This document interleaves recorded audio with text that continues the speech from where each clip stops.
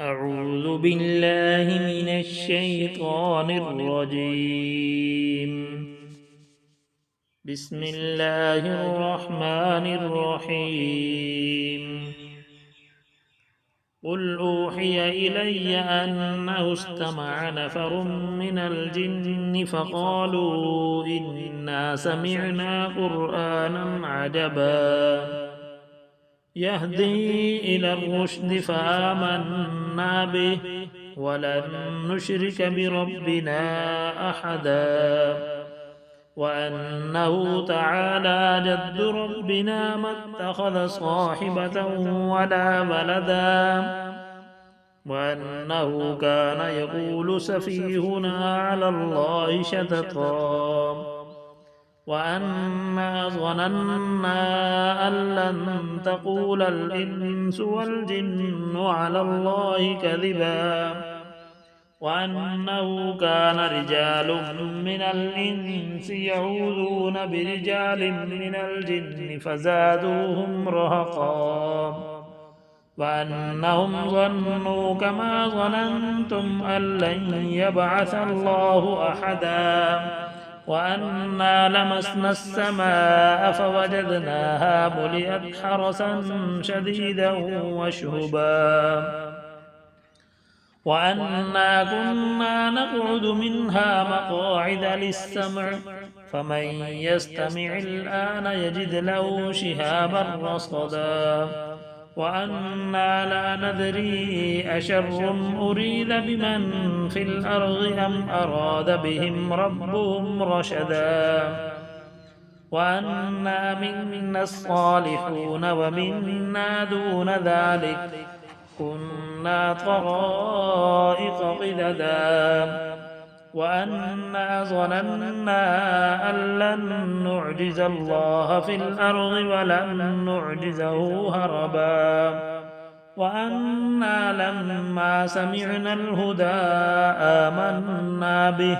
فمن يؤمن بربه فلا يخاف بخسا ولا رهقا وأنا منا المسلمون ومنا القاسطون فمن أسلم فأولئك تحروا رشدا وأما القاسطون فكانوا لجهنم حطبا وأن لم استقاموا على الطريقة لأسقيناهم ماء غدقا لنفتنهم فيه ومن يعرض عن ذكر ربه يسلكه عذابا صعدا وأن المساجد لله فلا تدعوا مع الله أحدا وأنه لما قام عبد الله يدعوه كادوا يكونون عليه لبدا قل إنما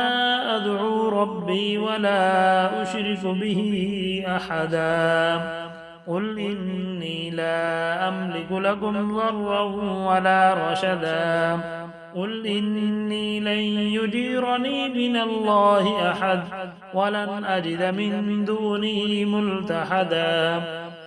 إلا بلاغا من الله ورسالاته ومن يعص الله ورسوله فإن له نار جهنم خالدين فيها أبدا حتى إذا رأوا ما يوعدون فسيعلمون من أضعف ناصرا وأقل عددا قل إن أدري أقريب ما توعدون أم يجعل له ربي أمدا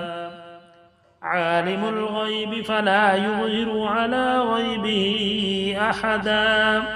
إلا من ارتضى من رسول فإنه يسلك من بين يديه ومن خلفه رصدا ليعلم أن قد أبلغوا رسالات ربهم وأحاط بما لديهم وأحصى كل شيء عددا صدق الله العظيم.